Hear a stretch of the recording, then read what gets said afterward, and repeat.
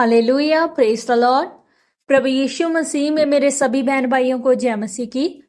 आप सबका स्वागत है जीवत परमेश्वर की जीवत हजूरी में। आज की इस वीडियो में हम परमेश्वर के पवित्र वचन को मेरी भविष्यवाणियों की पुस्तक में से पढ़ेंगे।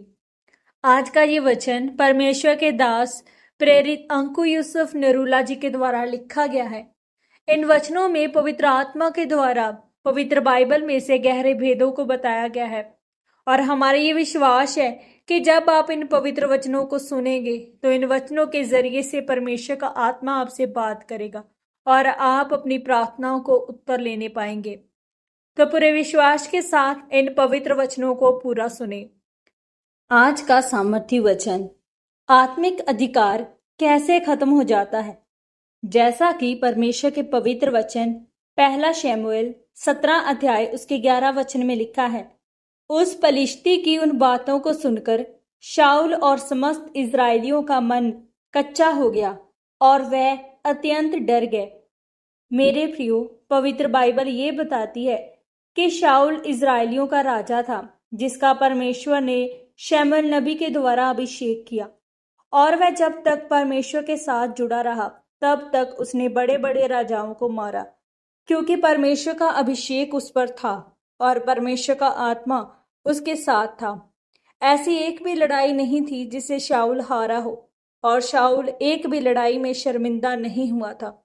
लेकिन फिर ये क्या हो गया कि एक वीर आके निकलता है, तब सारे इजरायली लोग और शाऊल राजा भी कांपने लगता है, क्योंकि शाऊल परमेश्वर के वचन पर चलते चलते वचन से हटा।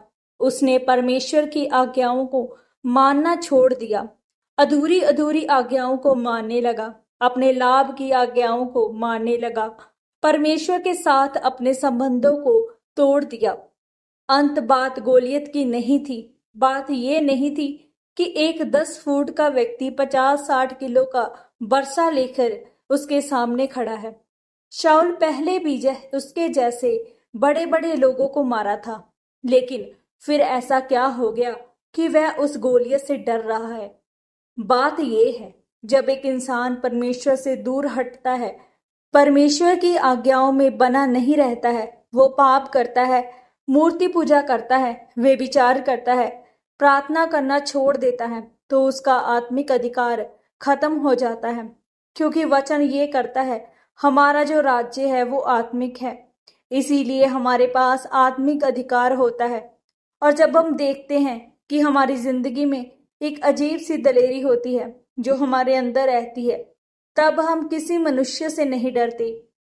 अब आपको ये समझना है कि शाऊल जो था वह अपने आत्मिक अधिकार को पाप और अनाज्ञाकारिता के कारण खत्म कर चुका था।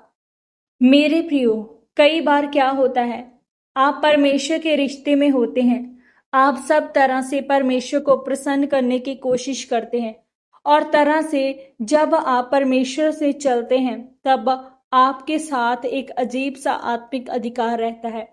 जब 2 व्यक्ति चर्च में आते हैं, एक आत्मिक अधिकारों के नीचे है, वह परमेश्वर की आज्ञाओं पर चलता है, वह प्रार्थना करता है, और दूसरा भी कभी कभी प्रार्थना कर लेता है, कभी कभी पाप कर लेता है, और दोनों चर्च आ रहे हैं, दोनों में कोई फर्क नहीं है। वो भी हालेलुया करता है, वो भी आमीन बोलता है, वो भी घोषणा करता है, वो भी विश्वास करता है कि यीशु प्रभु है।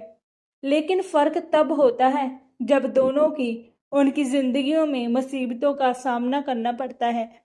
जब दोनों की जिंदगियों में कोई बीमारी या कोई मुसीबत आती है, तब जो व्यक्ति अधिकारों से भरा होता है वह अपने अधिकारों से उस बीमारी को या मुश्किलों को डांटना शुरू करता है और वो बीमारी या मुश्किल खत्म होती है, और दूसरा व्यक्ति भी उसी अधिकारों के साथ, उसी शब्दों के साथ प्रार्थना करना शुरू करता है।